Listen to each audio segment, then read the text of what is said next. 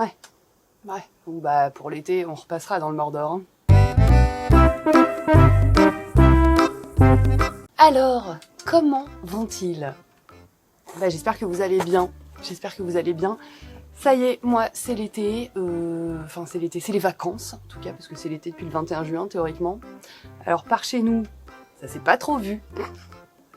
On attend encore les grosses chaleurs, mais bon, écoutez, il ne pleut pas.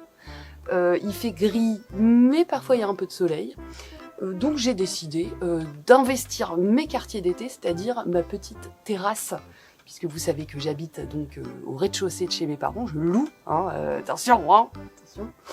Et je bénéficie d'une petite terrasse qui donne sur le jardin familial, donc ça c'est vraiment trop sympa. Alors évidemment, mes parents m'ont dit, vas-y, c'est ta terrasse, tu fais ce que tu veux. Comment vous dire? Alors le jardin de mes parents est extrêmement au carré, mais alors mon côté ici c'est n'importe quoi.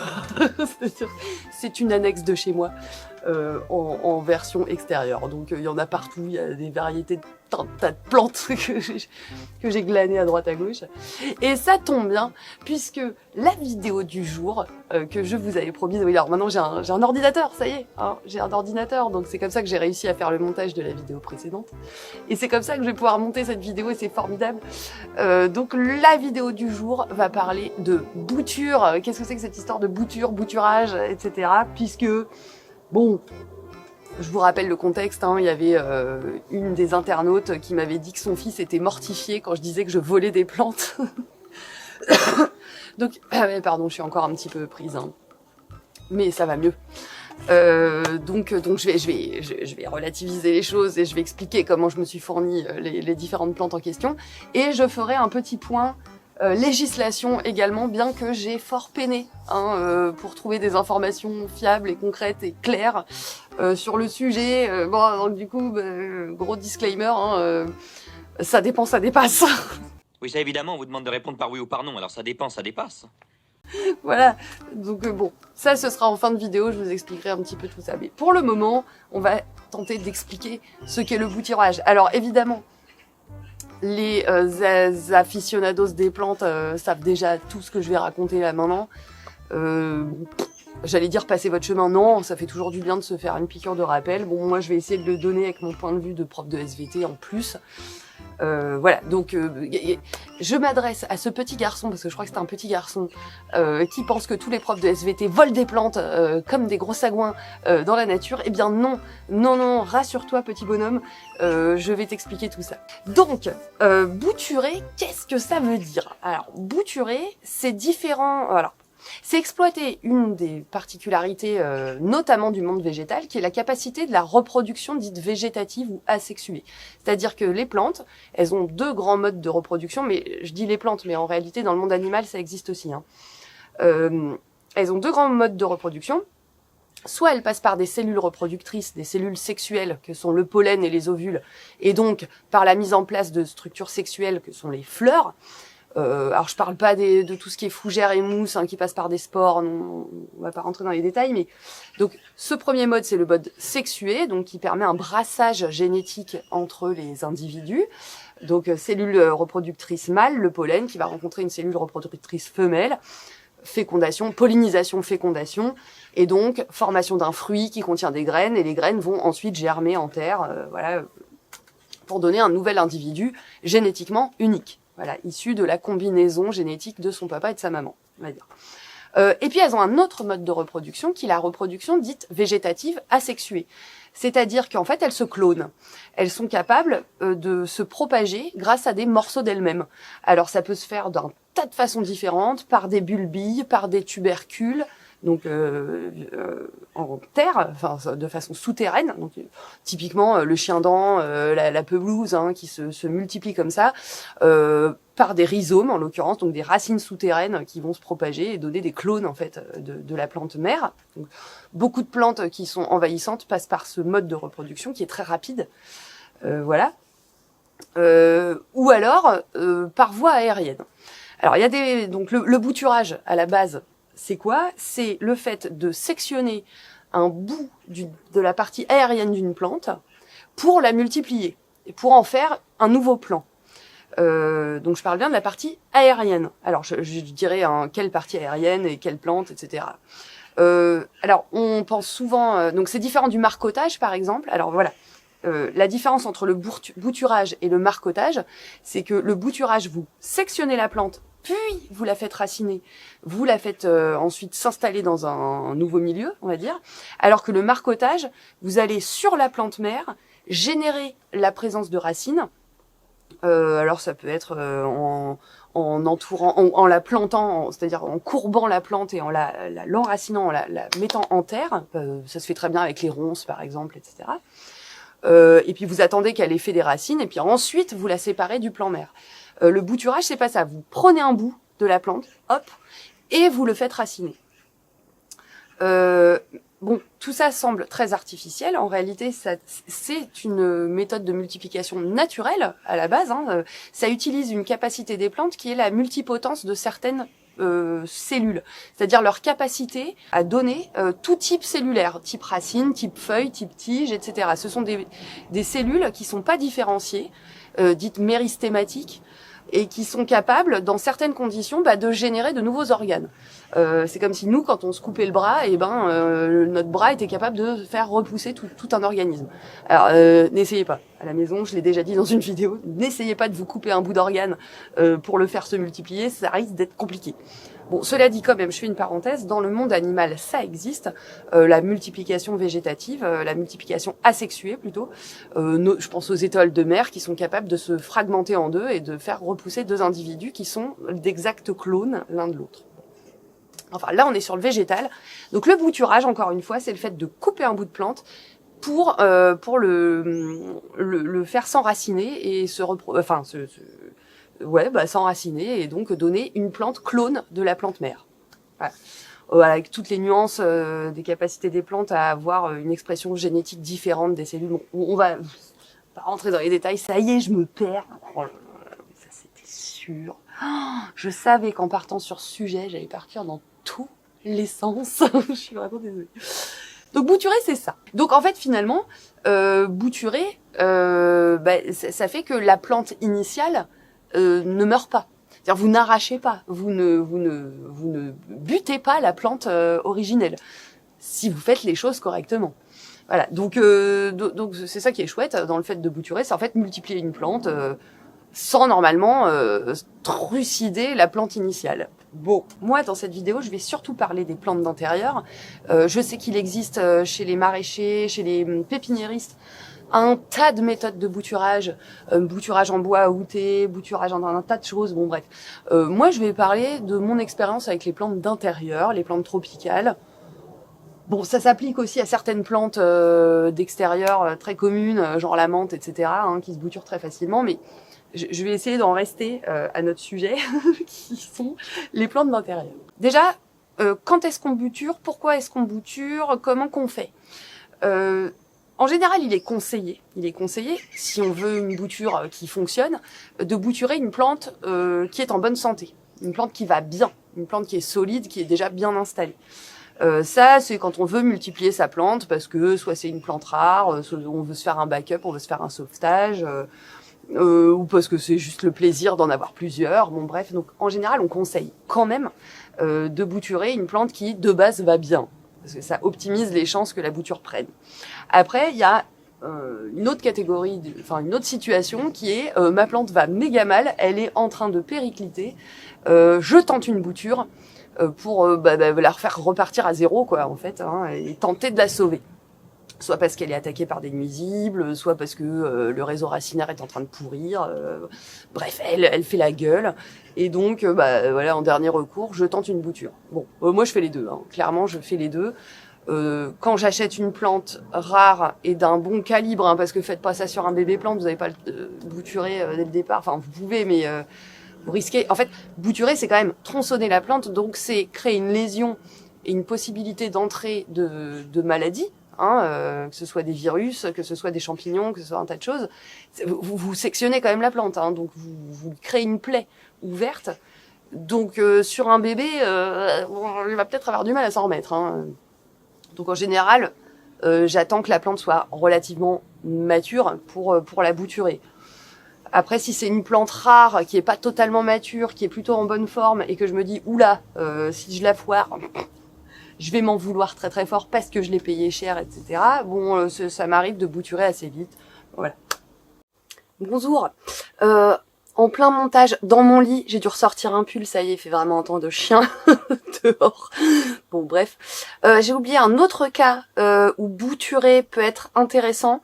C'est notamment pour tout ce qui est plantes à variégation, plantes qui sont censées avoir des splotches blancs, des splotches roses, des choses comme ça, et qui réversent et qui deviennent vertes, en fait, qui font des nouvelles feuilles vertes. Bouturer peut être intéressant, non pas pour spécialement garder la tête de bouturage, c'est-à-dire la partie coupée, mais pour que les futures feuilles qui repousseront au point de bouture sur le pied mère qui initialement était variegata, pour que les nouvelles feuilles éventuellement réexpriment ces variegations et arrêtent de réverser. Alors ça c'est un truc que perso j'ai pas fait, mais je sais que ça se pratique pas mal chez les amateurs de plantes. Donc voilà, juste pour rajouter ce petit point de détail. Pour tous ceux qui n'ont absolument rien pigé à ce que je viens de dire, parce que beaucoup trop de mots compliqués, attendez une future vidéo où je parlerai de tout le jargon. J'ai une liste comme ça de mots que j'expliquerai. Voilà, bisous. Ouais, chacun fait comme il veut. Hein. Il se trouve que moi, je trouve ça fascinant de bouturer, de générer de nouveaux plans à partir d'un plan unique. Je trouve ça assez génial. Alors, qu'est-ce qu'il existe comme méthode de bouturage? Vous pouvez... Alors, déjà, pour les parties de la plante que vous pouvez bouturer des tiges.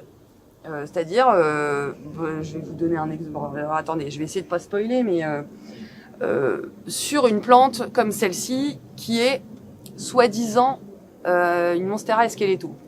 Epipremnum Esqueleto, je sais plus. Monstera Esqueleto. J'ai toujours un doute entre Esqueleto et Oblica. Bon, bref, peu importe. Vous voyez, alors d'ailleurs c'est assez marrant parce que elle a commencé à coller une racine aérienne sur le pauvre tuteur en bois que je lui avais mis. Donc, vous voyez que c'est une liane qui est une succession de nœuds et d'entre-nœuds. Donc les nœuds, c'est les points d'insertion des feuilles là. Et puis à chaque nœud se développe une petite racine. Donc typiquement, vous pouvez couper un bout entre deux nœuds. Vous pouvez couper. Ça va vous donner un bout de tige que vous allez pouvoir bouturer. Ça, c'est une possibilité, donc bouture de tige. Vous pouvez également bouturer des feuilles. C'est totalement possible, mais pas chez toutes les espèces. Là, je chope une feuille de cette plante-là, je la fous en eau, il se passera probablement rien. Ça marche sur certaines variétés, la bouture de feuilles. Je vais vous donner des exemples tout de suite. Hein. Alors, par exemple, à chaque fois je me gourre, le Pilea, Peperomioides. Et là j'ai fait un essai justement pour cette vidéo, alors qui date il y a quelques semaines. Donc j'ai prélevé des feuilles, le fameux Pilea qui s'était fait tronçonner par Taïn. Merci Taïn. Donc j'ai juste cassé des feuilles qui étaient à la base du tronc du Pilea et je les ai mises dans l'eau. Eh bien, cela fonctionne. Regardez, ça racine parfaitement. C'est-à-dire qu'il reste à la base des feuilles des cellules méristématiques qui permettent de reformer un réseau racinaire. Donc ça, c'est de la bouture en eau. Hein. Après, je vous dirai, moi j'aime bien la bouture en eau, je trouve ça assez satisfaisant. Mais il y a d'autres méthodes de bouturage que je vous montrerai aussi parce que je les ai testées et que ça fonctionne, mais ça ne fonctionne pas toujours sur toutes les variétés. Donc bouture de feuilles avec le Pilea, ça marche d'enfer. Ça marche très bien. Dans cette vidéo, je vais pas vous parler ensuite de comment on sort les boutures d'eau et comment on les fait s'adapter à un autre substrat. Ce sera à l'occasion éventuellement d'une autre vidéo, mais je crois que j'en ai déjà parlé en fait. Autre variété de plantes qui marche très bien en bouture de feuilles, c'est tout ce qui est bégonia. Alors là, regardez, c'est des feuilles de bégonia. Je me souviens plus des noms. C'est pas du Rex, c'est du bégonia, Bévrimyrose. Non, bon, bref, je sais plus. Deux bégonias différents, dont j'ai sectionné des feuilles que j'ai mises en eau. Et vous voyez que ça racine parfaitement. Là, il faut que je réaugmente le niveau de l'eau, il n'y a pas de souci. Et en plus, regardez, sur la base de la feuille, la base du limbe, vient se développer une nouvelle pousse. Donc ça marche très bien. Les bégonias, ça fonctionne tout à fait. Pourquoi j'avais sorti ça? C'est un bulbe de... Bref, on s'en fout. Caladium. Alors, une autre variété où ça peut marcher à partir d'une feuille, mais alors c'est très long et en même temps c'est à l'image de la pousse de la plante en elle-même. Alors là, va falloir me croire sur parole. C'est le Zamioculcas zamiifolia. Bon, ça c'est du vert de base. Alors c'est jamais du 100%. Hein. Là, je vois une feuille jaunie, je vois bien que ça marche pas. Mais donc c'est des petites feuilles de Zamioculcas qui de base est une plante qui a une croissance extrêmement lente. Et je les ai mises en eau. Et alors c'est long, hein. Et alors va falloir me croire sur parole, mais il y a des débuts, des tout débuts. Là, vous voyez pas parce qu'il y a une légère glu, parce que y a forcément des bactéries qui se développent un petit peu.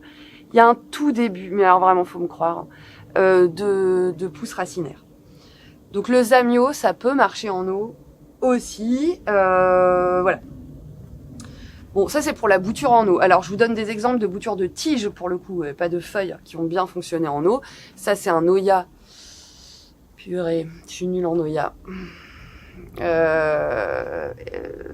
Esquimau, quelque chose, je sais plus. Bon, voilà, vous sectionnez des tiges. Alors, vous sectionnez la tige et puis en général, ce que vous faites, c'est que vous virez les feuilles au niveau des nœuds. Alors, attendez, j'essaye de vous la sortir, mais c'est collé sur les parois, donc bah non, je peux pas. Je sais pas si vous voyez, mais là, vous avez plusieurs nœuds qui ont raciné. Et j'avais viré les feuilles à chaque fois. Hein, j'avais retiré les feuilles, j'avais laissé que les nœuds. Parce que le problème, c'est que si vous faites ça en eau, la feuille va se mettre à pourrir et ça risque de compromettre un petit peu l'équilibre de votre eau de bouturage. Bon, alors, il y a toujours des algues hein, qui se développent un petit peu, mais c'est pas si gênant. Et donc, vous voyez, hein, ça fait de belles racines hydriques comme ça. Ça marche très bien. Un autre exemple qui marche très bien... bon voilà, ça c'est un pothos néon. Ça a l'air, les pothos, les syndapsus, etc. Ça marche d'enfer. Là, il faut que je refasse le niveau, hein, mais bon, voilà, vous coupez une tige, vous virez les feuilles des nœuds et vous mettez en eau et ram, au bout de quelques semaines, ça commence à raciner, c'est magique. Donc ça c'est pour la bouture en eau, c'est encore une fois, moi je trouve ça extrêmement satisfaisant. Après, vous pouvez aussi faire de la bouture en substrat directement. C'est-à-dire que vous coupez et vous mettez en substrat. Il y a deux types de substrats possibles. Vous pouvez faire de la bouture en substrat minéral. Alors là, c'est le cas de mon esqueleto, que je pense être un esqueleto. Là, j'avais coupé une branche, enfin une tige, et je l'avais mise directement en perlite vermiculite dans un fond d'eau. Voilà. Donc, là, j'avais pas mis direct en eau, j'avais mis en perlite vermiculite et le truc a raciné. Est-ce que vous verrez? Oui, bon, de toute façon, vous voyez bien qu'il est grand, mais je sais pas si vous allez voir, mais il y a des racines. Il y a des racines qui se sont développées. Ah bah oui, il y en a même une. Il y en a même une qui sort là. Vous voyez? Donc voilà, ça c'est une possibilité. Bouture en substrat minéral.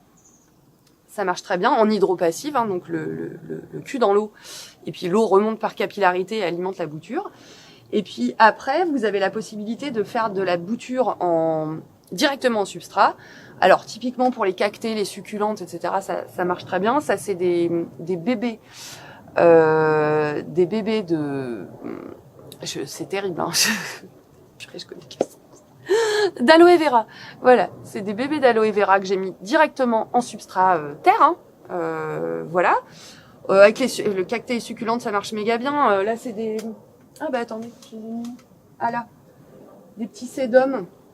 Tiens, d'ailleurs, c'est un de mes anciens élèves, Johnny, qui me les avait offerts. Ils se sont hyper éclatés dans mon jardin. Et du coup, j'en ai cassé des boutures, foutues directement en substrat, ça se débrouille. Hein. Voilà, donc ça prend tout seul. Vraiment, il n'y a pas à s'en occuper. Et comme ce sont des succulentes, bah, je les arrose pas non plus des masses, hein, forcément. Et alors, j'avais lancé... Pardon, je me lève. J'avais lancé... Ah, mais là, vous allez rien voir, faut que je change le cadre. Oh, c'est chiant. Oh. Coucou. Voilà, attendez.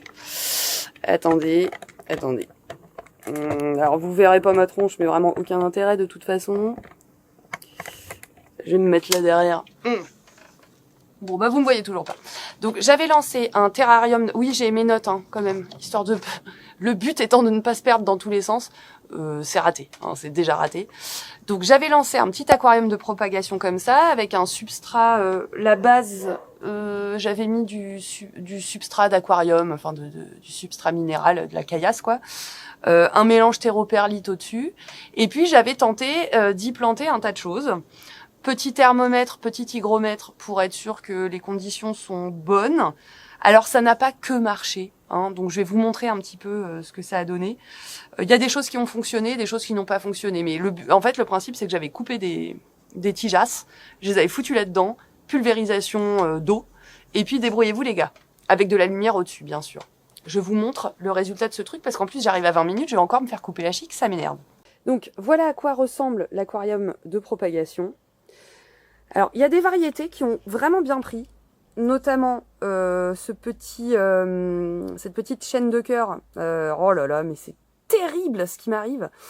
Bon, vous la connaissez par cœur. Ceropegia woody, pas variegata celui-là. Lui, il a refait des pousses. Donc, je l'avais mis là sans grand espoir. Il a refait des pousses très très bien. Aucun souci.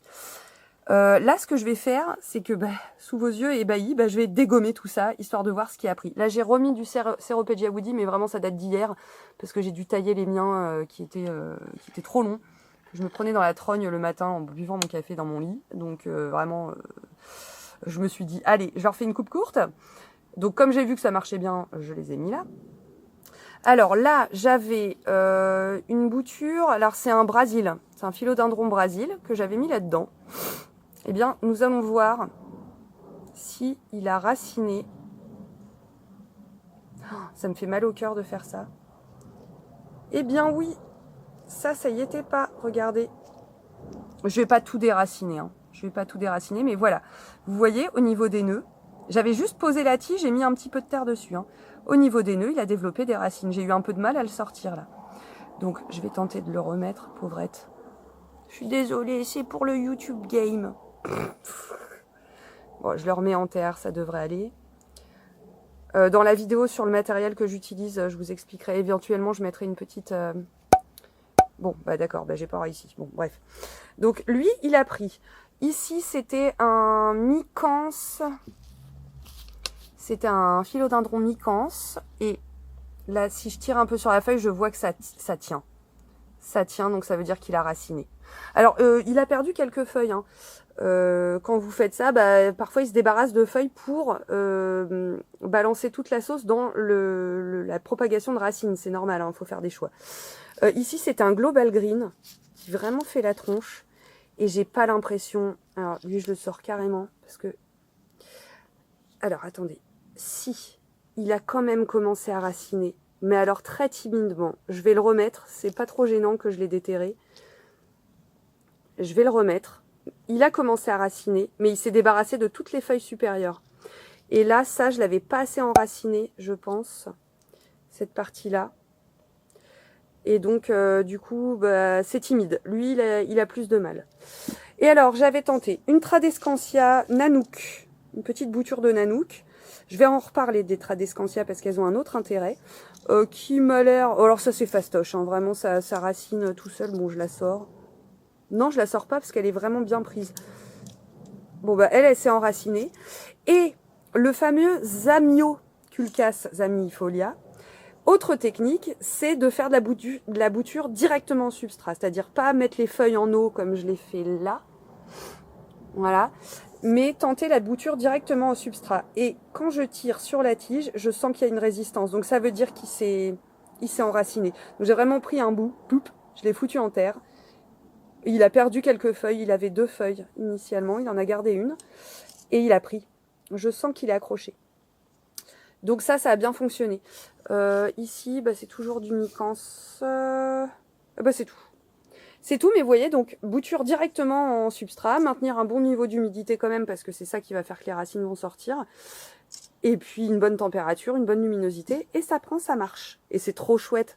C'est trop chouette de voir les plantes se développer comme ça. Bon, lui, je vais le renterrer avant qu'il ait les racines qui sèchent, parce que ce serait dommage. Bon, décidément, elle allait pas bien, la dame. J'ai oublié un dernier truc, donc je vous ai dit bouture en substrat minéral, bouture en substrat type terreau-perlite, tout ce que vous voulez. Et il y a un autre substrat dans lequel vous pouvez faire du bouturage direct, et il y a des gens qui le pratiquent beaucoup. Alors il se trouve, en fait j'en ai pas parlé parce que moi je le pratique très très peu, mais c'est le bouturage, pardon, c'est le bouturage en sphaigne.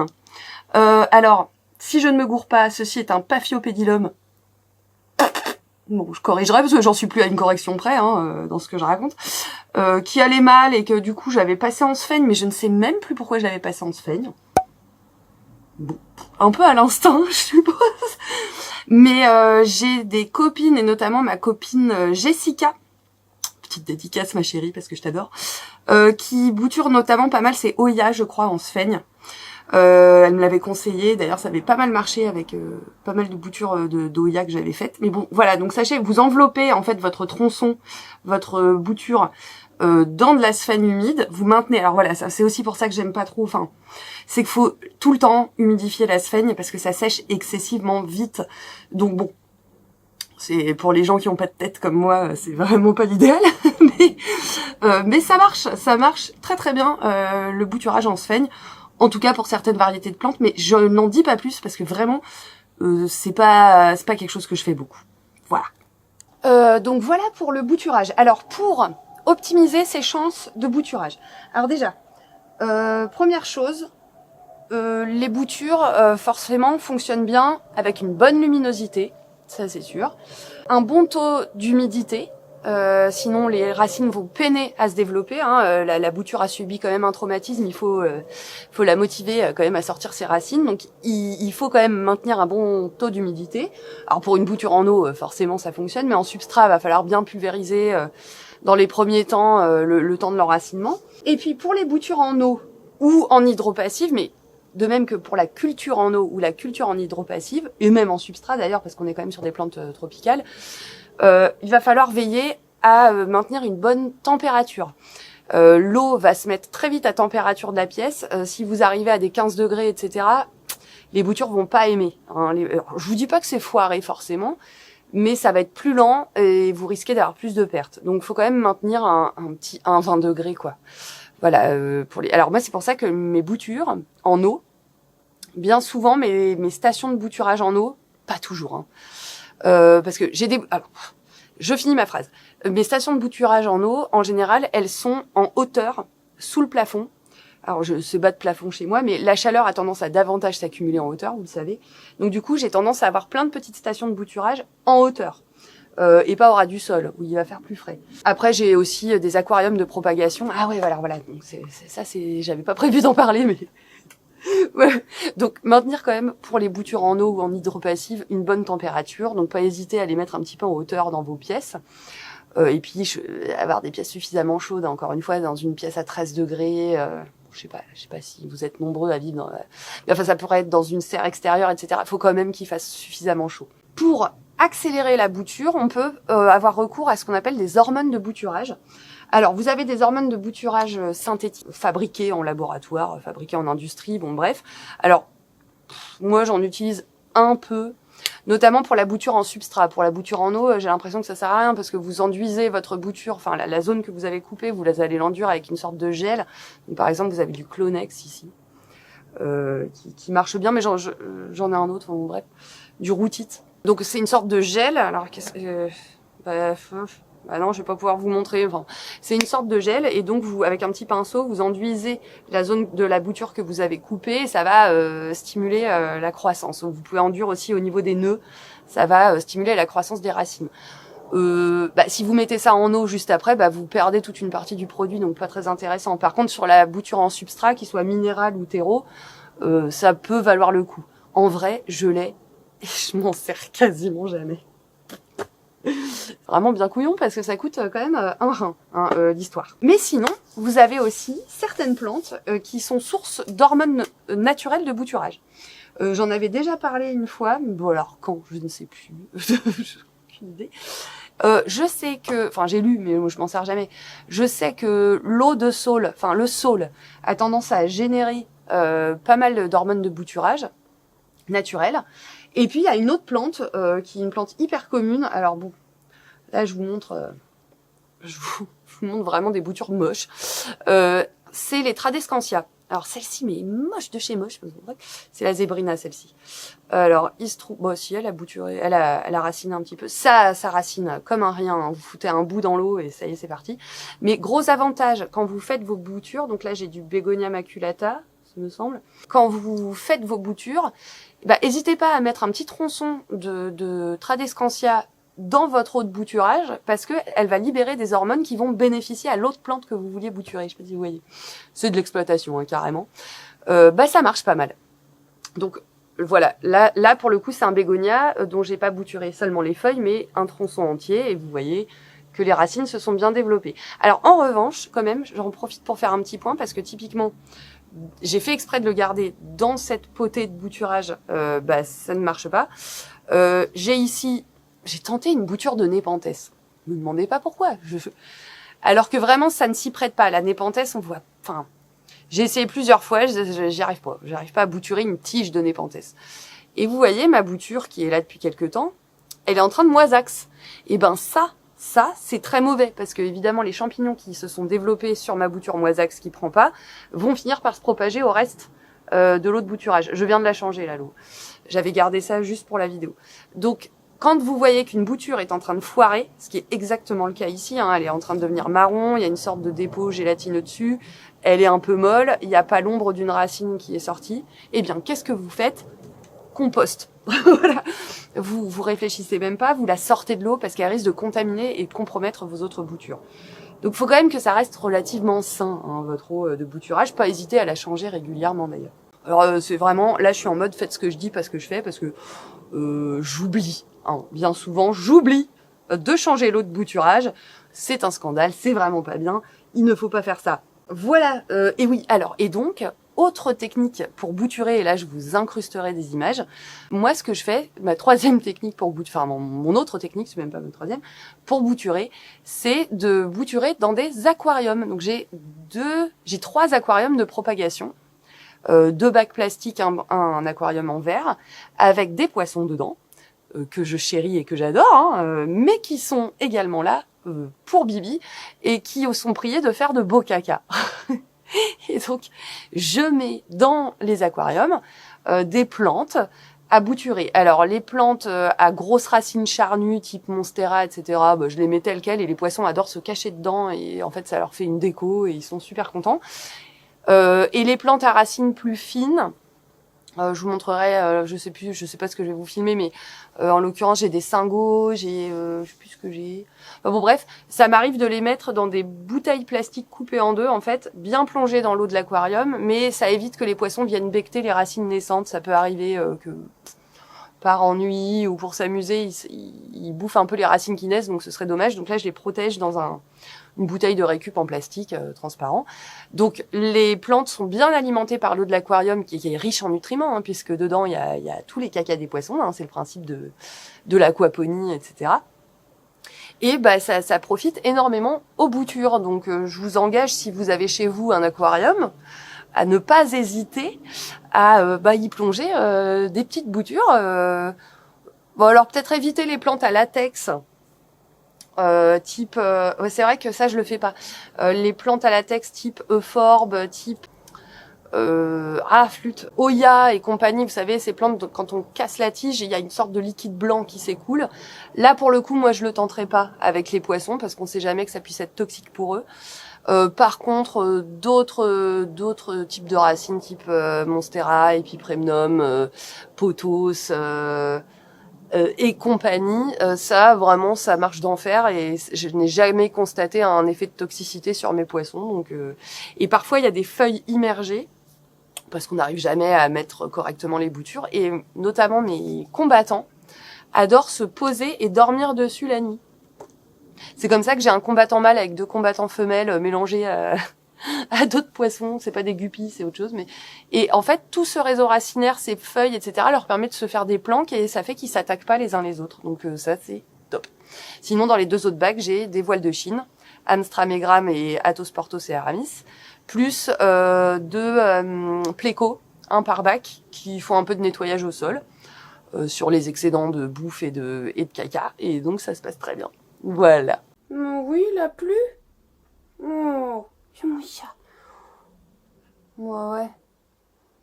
Oh, il a plu. Mais si Frou est dehors, c'est qu'il pleut plus. Hein, mon doudou? Ah si, il pleut encore. Bon, fin de vidéo sous une petite pluie, mais on va pas se laisser impressionner par 3 gouttes et demi. Rassurez-vous, je suis pas stupide complètement, j'ai mis mon appareil photo sous le cognacier du Japon, donc normalement il ne prendra pas l'eau. Ça se trouve, j'ai flingué aussi mon appareil photo, c'est génial. Dernière partie de vidéo, donc c'est que dit la législation sur le bouturage, la cueillette en général, mais le bouturage de plantes, parce que évidemment chez vous, avec vos plantes, bah, vous faites bien ce que vous voulez. Si vous avez envie de les bouturer, vous le faites, mais qu'en est-il de l'extérieur? Alors, j'ai peiné, je vous le dis, j'ai peiné à trouver des infos claires, à trouver des infos limpides. Franchement, c'était pas simple, j'y ai passé pas mal de temps, et même comme ça, ça reste assez obscur l'histoire en fait. Donc, bon. Ce que je retiens, alors mes sources proviennent principalement du site Légifrance, du site, alors je me suis basée sur mon département, mais je suis allée sur la préfecture du Val d'Oise, où j'ai pas trouvé grand chose, on va être tout à fait honnête, c'est vraiment pas bien clair, pas bien expliqué. Je suis allée aussi sur le site de l'ONF et notamment rattaché à ma région, pour tout ce qui est forêt domaniale et compagnie. Et je l'ai dit, Légifrance, je sais plus. Ah oui, non, le site c'est les FCP. Non, rien à voir, pas du tout. AFC, Association Française de la Cueillette, enfin des cueilleurs professionnels et compagnie. Bon bref. D'ailleurs, je vous mettrai le lien de ce site en barre d'infos parce que c'est peut-être le site qui était le plus clair dans l'histoire. Merci à eux d'avoir tenté de simplifier un petit peu les choses. Enfin, globalement, ce qu'il faut savoir, c'est que dès lors que vous êtes sur une parcelle qui ne vous appartient pas, de base, la règle, c'est que vous n'avez pas le droit de bouturer, de cueillir, de tout ce que vous voulez. Pour en avoir l'autorisation, il faut avoir l'autorisation du propriétaire, de la propriétaire, que ce soit l'État si c'est un site municipal, ou que ce soit un propriétaire privé, notamment quand vous allez dans une forêt ou quoi, la plupart des parcelles en fait sont privatives. On y a libre accès, mais elles ne nous appartiennent pas. Donc la règle de base, c'est que on n'a pas le droit de cueillir quoi que ce soit. Après, il y a quand même une tolérance qui est exercée. Et ça se fait toujours donc avec l'accord du propriétaire. Donc si le propriétaire c'est l'État, eh ben il faut se référer aux arrêtés préfectoraux, municipaux, etc. Donc faut pas hésiter à aller à la mairie du coin où on habite, leur demander qu'est-ce que j'ai le droit de faire, qu'est-ce que j'ai le droit de pas faire. Je ne l'ai pas fait moi-même. Ça aurait été intéressant que je le fasse, voir si je trouvais un interlocuteur qui était capable de me répondre, hein, juste ça, parce que c'est pas dit. Voilà. Donc, mais de base, c'est non. C'est non, sauf avec l'accord du propriétaire de la parcelle sur laquelle vous vous trouvez. Alors après, il y a également des non absolus et totaux qui concernent tout ce qui est espèces protégées. Alors il y a différents niveaux de protection, mais il y a des espèces auxquelles on n'a pas le droit de toucher. Alors il y a plein de recensements des espèces protégées, notamment au niveau national, mais au niveau international. Bon, voilà, donc là je crois que c'est les UICN. Bon, mais je vous mettrai des liens de sites sur lesquels vous pouvez trouver la liste des espèces protégées végétales. Et donc, il n'est pas question d'y toucher, hein, même un petit peu. Parce qu'effectivement, si une espèce est protégée et que tout le monde s'amuse à la bouturer, même si je vous ai dit que la bouture ne tuait pas le pied-mère, ça dépend. Hein. Vous prenez un pied-mère, vous le bouturez avec 15 personnes différentes, il va commencer à morfler. Hein. Donc, il y a vraiment des espèces végétales sur lesquelles on ne peut pas, auxquelles on ne peut pas toucher. Bon, après... il y a quand même des techniques. Il y a quand même des techniques. Alors, bon, moi je vous présente deux plantes que j'ai bouturées de cette manière-là. Alors ici, un petit bégonia que je vous avais déjà montré dans une vidéo, alors totalement étiolé, etc. Mais j'en suis très fière, parce que vraiment il revient de loin, et je le garde du coup. Et cette plante que je n'ai toujours pas... Enfin, vrai, j'aurais pu l'identifier depuis le temps, mais je l'ai toujours pas fait, et voilà, donc pour moi, c'est la plante de ma municipalité qui, bon, paye pas de mine, mais je suis bien contente de l'avoir récupérée. J'ai fait d'autres essais, notamment du lierre panaché, des choses comme ça, mais qui n'ont pas tenu, ça peut arriver. Alors pourquoi? Parce que quelle est ma technique? Ah ça y est, il s'arrête de pleuvoir. Formidable, génial. En fait, je vous donne une technique qui fait que vous ne coupez pas, mais vous récupérez quand même. Et ça, c'est la technique de Bibi. Et ça marche à tous les coups parce que bon, je vais chercher mes enfants à l'école régulièrement, quasiment tous les jours, hein, le soir. C'est pas moi qui les amène, mais c'est moi qui vais les chercher. Et ils se trouve que les bambins, les enfants, ont une légère tendance, alors je ne sais pas me l'expliquer, mais ont une légère tendance à arracher des bouts de plantes. Ça, c'est vraiment une passion dans leur vie. C'est-à-dire que vous avez des belles jardinières, vous avez des plantes qui dépassent de propriété, des choses comme ça, et c'est charmant. Et ben eux, ils tirent dessus. Voilà. Donc les enfants ont tendance à beaucoup couper, bouturer, sans le savoir, un tas de plantes. Bon, tout ça pour laisser par terre dans le caniveau, hein, clairement, ou au pied de la jardinière, etc. Donc, premier truc et astuce, ne pas hésiter à passer aux horaires de sortie d'école dans votre municipalité, parce que vraiment, à tout moment, dans le caniveau, sur le trottoir, au pied des murs, vous pouvez trouver des bouts de plantes fraîchement arrachés. Alors, pas dans les règles de l'art, hein, normalement, on bouture propre, hein, mais bon, là, c'est pas vous, hein. Et récupérez-les, foutez-les en eau, et sait-on jamais que vous arriviez à en faire une nouvelle plante. Alors ça a été clairement le cas pour celle-ci, et ça a été clairement le cas pour celle-là. Quoique, non, celle-ci, je pense que c'est autre chose. Celle-ci, c'est sûr, parce que c'était des jardinières à hauteur de bassin, enfin à hauteur d'homme, plantées dans le parc municipal de ma ville. Et les gamins, en été, les tirs de ballon, les machins, les trucs, pètent, hein, tout un tas de choses. Et le bégonia, ça casse comme du verre, donc vraiment, j'en avais trouvé plein de boutures au sol. Il n'y a que celle-ci qui a prise. Donc, ne pas hésiter à glaner ce que les gamins ont complètement désossé avec leur douceur caractéristique et légendaire. Petite interruption paternelle qui allumait l'arrosage de la pelouse. C'est vrai que il pleut, donc c'est le moment d'arroser. Est-ce que je veux dire bon, bref. Et autre possibilité, c'est les passages de camions dans les rues un peu étroites. Pardon, je m'en étouffe. Ça marche d'enfer. Alors nous, typiquement, on a une rue étroite à sens unique. Je vais me faire arroser, merci papa, c'est vraiment trop génial. On a une rue étroite à sens unique qui, normalement, n'est pas censée laisser passer les 36 tonnes et compagnie, mais enfin, il y en a, hein. Vous voyez ce que je veux dire? Donc ils passent quand même, et ils arrachent littéralement les plantes au passage. Donc c'est comme ça qu'on peut récupérer qui des branches de glycine, qui des branches de lierre, etc. Tout ça dans le caniveau. Donc pas hésiter, après passage de camion, faites des petits tours dans votre quartier, vous trouverez toujours des bouts de plantes qui se sont fait complètement tronçonner par les autres. N'hésitez pas à vous en saisir. Ah oui, non, il y a une dernière plante que j'ai récupérée. Alors attendez, c'est un cas particulier, donc je vous donne le truc et astuce. Voilà. Alors, avant que les éléments déchaînés ne se redéchaînent, là vous entendez le bruit de l'arrosage automatique, enfin, de l'arrosage de la pelouse. Comme mes gremlins sont enfin en vacances depuis hier soir, la pelouse va pouvoir se reposer. Voilà, alors cette plante-là, qui est un classique de plate-bande de municipalité, hein, ils en foutent à toutes les sauces. Alors là, elle a eu une attaque de thrips. Parce que normalement, c'est pas du tout une plante d'intérieur, mais moi je la cultive en intérieur. Cette plante-là, je l'ai récupérée donc l'été dernier, parce que, je vous explique, et ça pour moi c'est un peu un scandale, quand même, dans les municipalités, je lui vire ces feuilles caca, dans les municipalités, donc notamment dans les villes où ils essayent de gagner les étoiles de villes fleuries et compagnie, il y a un turnover énorme des plantes, même vivaces, mises dans les plates-bandes. Et malheureusement, on va être très clair, alors la plupart, au moment des renouvellements des plates-bandes, la plupart des plantes, pas toutes, mais un paquet se retrouve à la benne, alors qu'elles allaient vraiment très bien. C'était le cas de cette dondon. Alors là c'était double truc, non seulement ils renouvelaient les plates-bandes, mais surtout ils étaient en train de virer tout un tas de jardinières municipales qu'ils avaient mises parce qu'ils devaient faire des travaux. Et toutes ses copines et elles étaient littéralement le tubercule et les racines à l'air dans des trucs complètement défoncés, prêts à être passés aux motoculteurs et je sais pas quel autre engin de chantier, quoi. Donc tout ça était destiné à être dégommé. Et quand je suis passée pour récupérer je passais dans mon centre-ville et je tombe à côté de ça et je vois les bulbes, le cul à l'air, littéralement en train de crever. Et il y avait des agents municipaux.